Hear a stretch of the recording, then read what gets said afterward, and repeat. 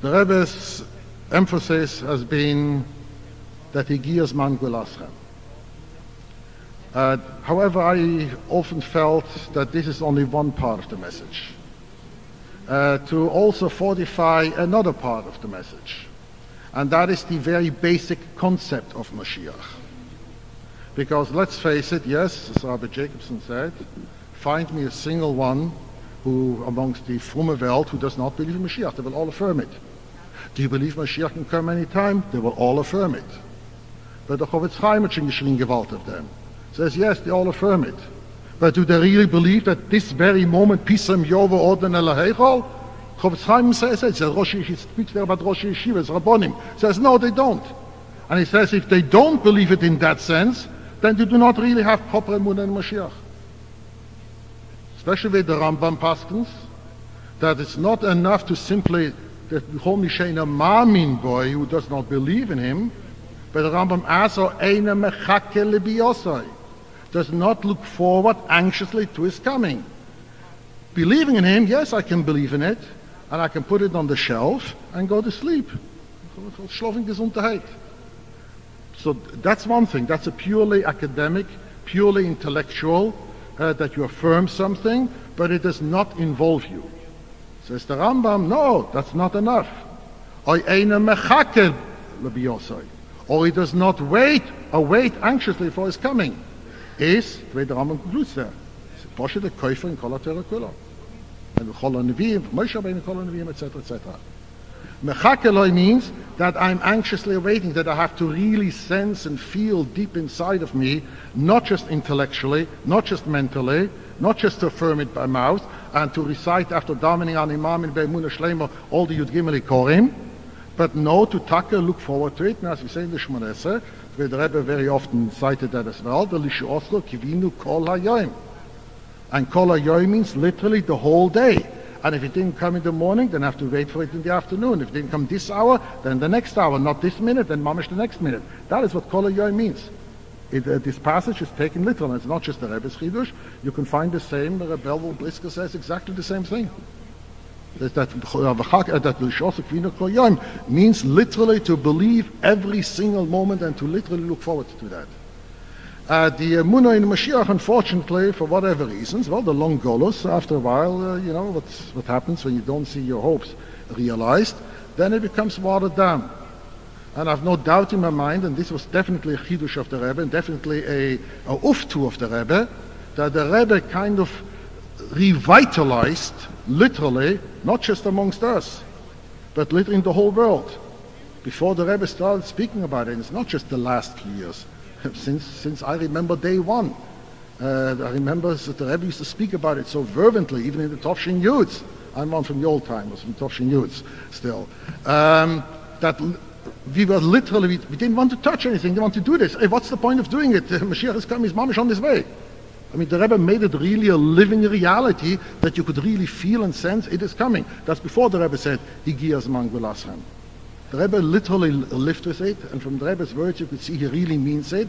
He really meant the Mechakeloi, and he really meant the Lishosa Kivina Kol HaYom. And I've no doubt in my mind that this was also part of the Rebbe's program. Hey guys, this is one of the Yud Gimel Korim. It's a Yesod in Yadus, and Shatnish, to quote the Chofetz Chaim again, the Chofetz Chaim called this not only one of the Yud Gimel Korim, he called it the Ikroi Korim. Because once you have the emunah in Moshiach, and certainly in the true sense of the word, Ma'amin boy, umachake lebiyosai, then everything else obviously is included in that. How can you believe in Moshiach if you don't believe in God, if you don't believe in the unity of God, if you don't believe in the incorporeality of God, if you don't believe that your God is the only one that you can approach in the davening, if you don't believe in my Matan Torah, Torah min Hashemayim, etc., etc. If you believe in Moshiach, that's literally the Ikor Kol Ikorim, that includes literally everything. And somehow this became shelved, it was put on the shelf, because of whatever historical reasons, because of personal experiences, disillusionments, disappointments, etc., etc. The Rebbe made it a life issue. And therefore it made it a life issue to the point that not only in Chabad we speak about it, but the world at large also starts speaking about it. Don't know if you have noticed, if you look in foreign stores, you find so many stories in the last decade or two have been written about Moshiach and Yemoisa Moshiach and Hgia Zman Geulaschem and Hgia Zman Geulaschem, etc., etc. The topic which was taboo. Why? Because Lubavitch kept pushing the issue, and first they laughed at it, then they mocked, and then people got curious. What is this thing? And they keep pressing it's Torah. It's an Ikar in Yadus. It's a Yesoita Yesoidas. It's Ikar Ikorim, etc., etc. So they asked questions, so they had to come up with answers. So first it was not to talk about it. Then, yes, we have to talk about it. But let's not talk about when, what, and who, etc. Then the borderlines kept being pushed all the way to the back, that today the last issue is remaining only who is Moshiach. But for the rest, the world itself has already also come on board. And for a while, before Gimel Nisan, even they had fakers already about who is Moshiach. Even they already started with various newspaper articles, especially when it happened Chof Zayin Adar in Tovshin Nun Aleph, then Chof Zayin Adar in Tovshin Beis. There were various newspaper articles written by secularists that even in Bnei, they said, they quoted from interviews in Bnei Brak, hey, something is going on here, and maybe there is more. So then all of a sudden they started getting quiet. So this was definitely an uftu of the Rebbe, which already started by the Friedige Rebbe, but the Rebbe is really the one who set the world on fire, making the world conscious, the Jewish world conscious of this concept. And then comes the Rebbe also with the Hgia Zman Geulaschem. And to that the Rebbe pointed out, Poshet to the oldest Immanuel Schochet, pointed out how we see Poshet Bechush fulfilled. And that includes, incidentally, also all the various so-called natural disasters that we have been seeing over the last few years. These are all part of all these descriptions, etc., etc. Therefore, it's since one of the fundamental principles in Hasidus, which the Rebbe very often quoted B'Shem Baal Shem Tov, that everything a Jew sees and everything a Jew hears and everything a Jew experiences, everything that goes on around us, is Hashkocha Protis. So regardless of what the negative connotations may be, it can come from Goyim. There are so many stories of Hashkocha Protis that Hasidus quotes that came through Goyim. The famous story that the Rebbe told of the Baal Shem Tov about this Goyische farmer when he said, kennen kennst du, nur willen willst du nicht. A trost, a Goyische farmer there blurted out in anger, in cars at the Talmid of Baal Shem Tov, and Baal Shem says, that's Hashkocha Protis. Never mind how the Alter Rebbe explains in the Ga'altechem, in Simon Chofei, how it is somehow a nitzutz of a lekus that speaks either the Kinus, the Olam Adibur, etc., etc., and that can be mislabish even in the Goy. That the Goy, the Moshe there, the quote, the Goy disrupts you in davening. There you also have to take a Musa Haskel from that. So if there is this Musa Haskel, that we see then in the world that there is, this is Eurus, even if it is based on pure negative, but here again I throw in the caution. Forget about using the word millennium. That is taboo, that is off. Just focus on the idea, as was mentioned by Rabbi Tenenhaus, how the newspapers and the world at large, how they all speak about Messiah, Mashiach, the redemption, the millennium in the other sense of the word, besides meaning the 1000th year. There is a sense of millennium standing also for a utopian period of time. And here we can apply something which it says in Sefer Hasidim in a negative connotation. We can apply it here now in a positive connotation. As the Baal Shem Tov and the Magi teach, that the word Tzoro is the same letters as Tzoya. Nega is the same letters as Oinek. Ein l'mayla me'oinek, ein l'mata me'nega, as it says in Sefer Yetzirah. So here also there is the Sefer Hasidim quotes, as has become a Yiddish proverb, it is written there, wie es christelt sich, als jiddelt sich. As the Christian world conducts itself, there is impact somehow on the Jewish world. Unfortunately, that's in the negative sense, we see that, as there is greater immorality and greater laxity and greater this and greater that over there. We cannot think and we should not think that we are an island unto ourselves, and that's the Goyische Welt out there. Sooner or later, it's going to creep within the borderlines, within the limitations of our own area as well.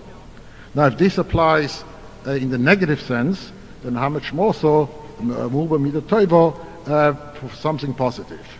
If there is a hisoirus in this world, that yes, and as Rabbi Jacobson says quite rightly, there is an hisoirus in the world in general looking for spirituality, all these negative things of New Age, etc., these are all phenomena of this surge, where the world, before it was from disillusionment. Nowadays, basically seeing that we have caught up with all the physical and material pleasures and possessions that we could possibly wish and dream for, now that I have it all, what now? What else am I going to reach out for? Because I still feel that inside I'm empty. So they're looking to fill that void. And that's why they keep groping, and that's why they keep reaching out in all these different directions, and that's how all the cults come about, and that's New Age philosophies, etc., to find some deeper meanings, find something else. And now they're groping that, for whatever reason, that maybe some spiritual revolution is happening in this world. And looking forward to it, the religious people on their part, they take it in context of their religious teachings, speaking about redemption, messianic era. The others try to fill it in some other ways. This is definitely something that could be cashed in, but by putting it into the right... Don't go behind, learn from them, and emulate that particular aspect.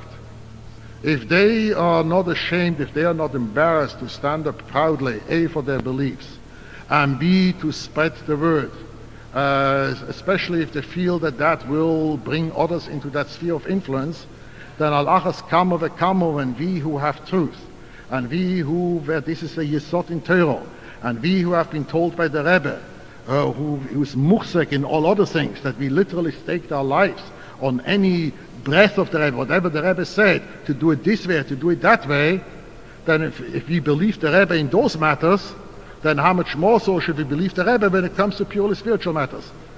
I think the Rebbe or the Friedrich Rebbe once said, somebody once came to him about a business question, and the Rebbe gave him some answer, something about chinuch, about the children.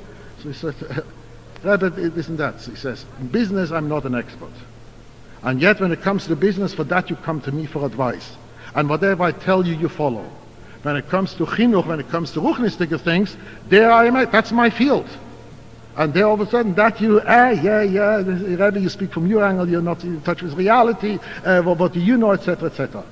So when the Rebbe speaks about these matters of Hgia Zman Geulaschem, and Hinese bo and Hikoinu, and be prepared and be ready, and spread the word and help prepare the world for it. For that matter, the world is ready for it. And all you need is just to open the window to let these winds of Moshiach blow in and raise everybody with them, then how much more so should we take that serious? And not be embarrassed, not be ashamed. Indeed, Lubavitch has gotten a lot of flack over the last few years, especially since Gimel Tammuz, about the issue of Moshiach. And in very many cases, because of justifiable reasons, non-justifiable reasons, there were cause for embarrassment, and therefore many of us have shelved it. Let's quieten it down, let's put it on the rug, let's do it in a transcendental way, eures makifin, but not in eures pnimim. That is a false attitude, that is definitely a false approach. Whether you want to go into issues of identity or not go into those issues, but the basic issue, the basic fundamental thing, even without Rebbe, would still be a basic fundamental thing that just as we go out and put on tefillin with people, just as we go out and neshek about lighting Shabbos candles with regards to other mitzvahs, then what is this any less than the others? Other Rebbe, one of Yud Gimel Korim, not just one Yud Gimel Korim, Ika Kolo Ikorim. And let alone when we have this message from the Rebbe. Then, as the Rebbe said, indeed, Euros of Toyu in Kelim of Tikkun has to be Beofen Miskabel. But there's certainly no reason, not just no reason, but other Rebbe, I think it's embarrassing that we who brought the message of Moshiach to the world, who reawakened this in the world, should be not the ones to keep quiet about it or to dull it somewhat. The message is there. His euros, the eis rotzen, as we see in the world, with all the phenomena, not just with regards to what they call the millennium, but also other events that are happening literally everywhere throughout the world, even the physical events, as I said, even the natural disasters, the various conflicts in the world, and the reactions to the conflicts of the world. Can you imagine, remember the Tzimmus the Rebbe made about Somalia? The Rebbe sure would have made something about Kosovo, even more so, that here the world, whether sincere or not sincere is irrelevant, but at least klape chutz, there was this notion that we have a responsibility for our fellow human beings, and we can no longer go in the past that we walked in the 30s and the early 40s when there was the persecution of the Jews. So here there is definitely, we see that the world has come to a greater consciousness of responsibility, spirituality, care for the world at large, and these are definitely from the clear simonim of Moshiach, clear simonim of Hgia Zman Geulaschem, and it's mamish hinese oimedach kosleinu. He's mamish standing little behind the wall and just waiting in effect for us to open the door to let him in. And this Musa Haskell we definitely have to learn and can utilize, and certainly can even come to our Balabatim. Look here, we the Jews who have the copyright and the patent on the concept of Moshiach. We are the ones who invented it. It's a purely Jewish concept from our Jewish prophets in our Jewish Bible, which others have taken from them and tried to use our thing for their things. And they go around and they say, yes, there is such a thing happening, and it's odd that it is happening. Then we, who are mandated by Torah law, never mind Chassidus, never mind the Rebbe's message, to do so, if they are not ashamed, if they are not embarrassed, if they make a point, if they feel the responsibility and an obligation and a mission to go out and spread that word, that we have to do so as well. So getting together here tonight should be something to encourage, should be something to renew the Chadesh Yameinu Kekedem. We shouldn't take it as mitzvahs anoshim ilmodo. We'll go through the motions, hanging up a placard, sending out a pamphlet, sending out a bulletin. There's nothing to be ashamed of. And where, as the Rebbe always emphasized, wo ima yotzim min alev, is nichnosim el alev. And if it is not nichnosim el alev, said the Rebbe, then it's a siman that it was not wo ima yotzim min alev. So therefore, if somehow our message does not come across, don't blame the audience. We have to blame ourselves. And if we see what is going on now, coming back to our topic, let's take the Musa Haskell without using the psoiles, without using the klipa of what they attach it to, but the Musa Haskell of what is going on there, that we can certainly do. Then we should, even just from the undertaking at this Kinus HaShluchim, to do so, that the Eibusher will already accept that we have done it actually, and we'll see it still realized and completed, and go towards the Gula Shleimo with the Rebbe Berashenu still before this Shabbos.